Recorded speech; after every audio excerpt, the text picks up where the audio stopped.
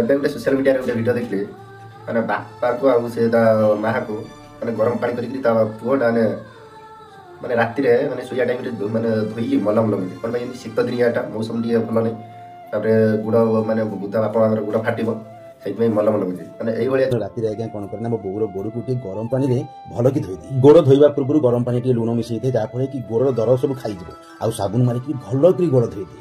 ଚିନ୍ତା କରେ ଗୋଡ଼ ମନେ ରଖିଥିବେ ଟିକେ ତେଲ ଯଦି ଥିବ ଘରେ ତେଲ ମାରିଦେବେ ଆଉ ଗୋଡ଼ ଫାଟିବନି ନହେଲେ ମୁଁ ରଖିଛି କ୍ରାକିଂ ଯେଉଁଥିରେ କି ମୋ ବୋଉର ଗୋଡ଼ ତଳେ ମାରିଦିଏ ଭଲ ଭାବରେ। ଆମେ ଜାଣିଛେ ମେଡ଼ିସିନ ଷ୍ଟୋରରେ ମିଳେ କ୍ରାକିଂ ମିଳେ ଶୀତ ଦିନରେ ଗୋଡ଼ ଯେଉଁମାନଙ୍କର ଫାଟୁଥିବ ଭଲ ଭାବରେ ଟିକେ ମାଲିସ କରିଦିଏ ପ୍ରଥମେ ମୋତେ ଗରମ ପାଣି କରୁଛି। କିନ୍ତୁ ଯେଉଁ ଭାଇ ଭଉଣୀମାନେ ଭିଡ଼ିଓ ଦେଖୁଥିବେ ନନା ବୋଉ ଆପଣଙ୍କର ଅଛନ୍ତି ଆପଣ ଫିଲ୍ କରିପାରିବେନି।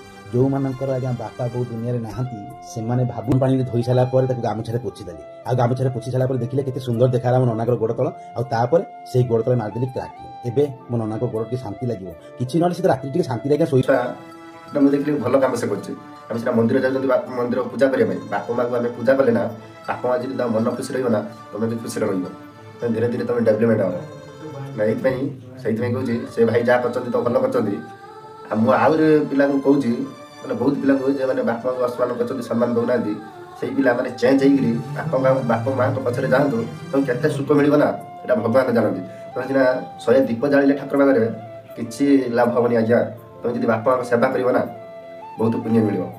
କ'ଣ କହିଲି ଭାଇ ନା ଠିକ୍ କଥା କହିଲି ନା ଠିକ୍ କଥା କହିଦେଇଛି ନା ସମସ୍ତଙ୍କୁ ସେୟାର କରିଦେବା ରହିଲି ଜୟ ଜଗନ୍ନାଥ।